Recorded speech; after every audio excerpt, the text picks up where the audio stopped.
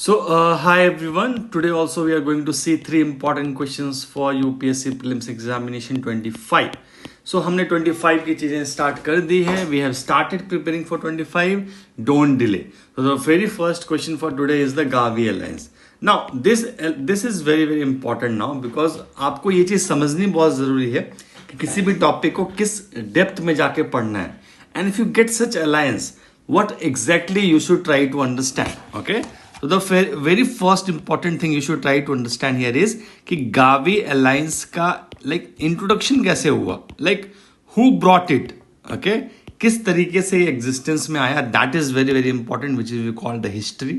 Okay, दूसरा important चीज होता है कि इसका फंक्शन क्या है, what is the objective of this alliance.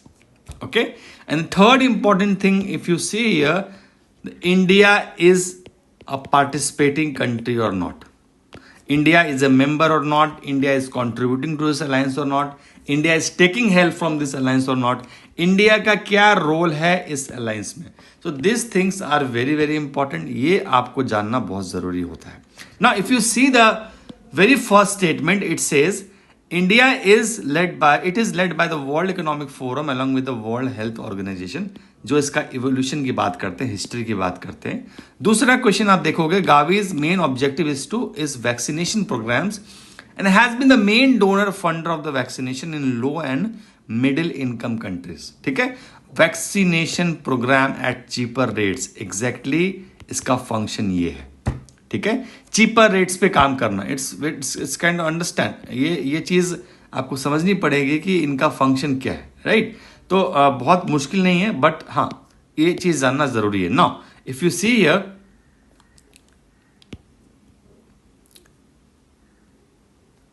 Answer to this question is India is a Gavi participating country. तो आंसर अगर आप देखोगे इसका, तो आंसर इज बी, ओनली 2. कोई एक गलत है.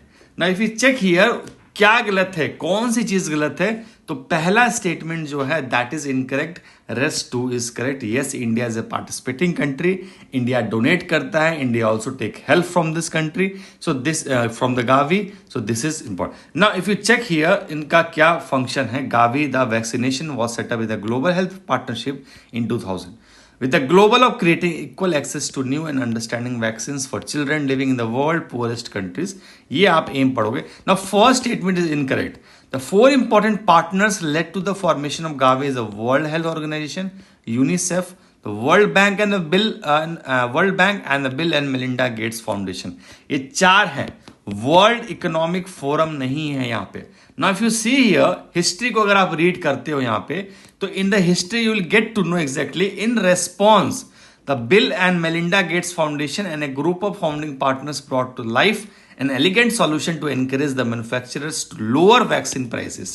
In 2000, that breakthrough idea became the Global Alliance for the Vaccines and Immunization, today Gavi, the Vaccine Alliance.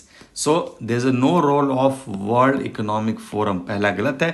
और अब बाकी की स्टेटमेंट्स देखो, you will get to know, created in 2000, it is an alliance together which bring public and private sector together. So ये depth आपको मैं इसलिए बता रहा हूं कि स्टेटमेंट्स में आएगा कि public and private sector work together in this alliance. तो ऐसे स्टेटमेंट्स अभी तो आपको आसान लगते हैं देखने से, एग्जाम में इतने आसान नहीं लगेंगे बिल्कुल भी. India is a contributing countries. आप देखिए 2014 में India become the first implementing country donating Gavi. Okay, और रिसेंटली आप देखो 2020 में PM placed $15 million for Gavi 2021-25 program. So जहां पे इंडिया इन्वॉल्व है वो आपका यूपीएससी प्रीलिम्स का एक स्पॉट बन गया. You have to learn that. Okay, now if you see the very second statement, it says which of the following are the members of the recently launched the Biopharmaceutical Alliance. Now again this alliance is India is a part of. ठीक है, और मैं एक बात बताऊं आपको, अगर India part नहीं भी है तब भी आपको ऐसे ग्लोबल अलायंस के बारे में पता होना चाहिए. बट मोस्ट इंपॉर्टेंटली कि अगर इंडिया पार्ट है तो at any cost you can't dare to lose that. वो रहेगा. ओके, इनको लर्न करना है. तो if you see the answer, the India, South Korea, US, Japan, EU, the very first statement it says this is a part of. ठीक है, तो आपका ये जो स्टेटमेंट है ये सही हो गया. पहला स्टेटमेंट आपका सही है, द फर्स्ट इज आंसर. और आपको इसको या लर्न कर लेना है। तो आप देख लो यहाँ पे, India, South Korea, Japan, US, European Union launched an alliance to put joint efforts to build a resilient supply chain in the biopharmaceutical sector. Okay, so this is what you have. अभी भी alliance का session हुआ था in San Diego, California, and 3 important reasons to launch the alliance. आप पढ़ लो, this is theory. बस इतना है कि India is a part of this, और बायोफार्मास्यूटिकल अलायंस मतलब कुछ अच्छा, मतलब in the biopharmaceutical sectors they are trying to, okay, essential raw materials को रिकॉग्नाइज, प्रोडक्शन को, supply chain, and then sustainable supply chain, these all are things are the functions, right? So this, now the third and important question, now this is important here, कि when chemicals are listed in Annex 1 under the Stockholm Convention। अच्छा, ये Stockholm convention तो हमेशा news में रहता है, इसका आपको पता होना चाहिए। परसिस्टेंट ऑर्गेनिक पॉल्यूटेंट, पीओपी, इससे लिंक कर देना। इसमें भी आप देखो 2 ओ है स्टॉकहोम में, तो आपको पीओपी इस तरीके से लिंक करके बना दो कि स्टॉकहोम कन्वेंशन जहां भी आएगा, परसिस्टेंट ऑर्गेनिक पॉल्यूटेंट वहां पे आएगा। ओके, नाउ आपने एक क्वेश्चन देखा होगा लास्ट ईयर तो नहीं, मतलब प्रीलिम्स में ऐसे क्वेश्चंस आते हैं कि अगर schedule 1 of wild life protection act में हम कोई स्पीसीज को डालते हैं तो क्या होता है। अगर अपेंडिक्स 1 ऑफ साइट्स कन्वेंशन में हम कोई स्पीसीज को डालते हैं तो उसका मतलब क्या होता है।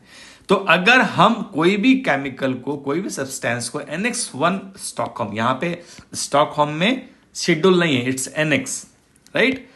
तो अगर हम एनेक्स 1 कैटेगरी में डालते हैं तो व्हाट डज इट मीन। तो we have 4 statements and you C here क्या इसका वो है। तो if you check here you will see here the parties must take measures to restrict parties must stop production and use the chemicals instead. Okay, other chemicals मतलब जो POP में है उसको हटा छोड़ के दूसरा केमिकल्स यूज करो। तीसरा, parties must take measures to eliminate the production. There is a difference between restrict and eliminate the production and use of the chemicals with few exemptions। ठीक है।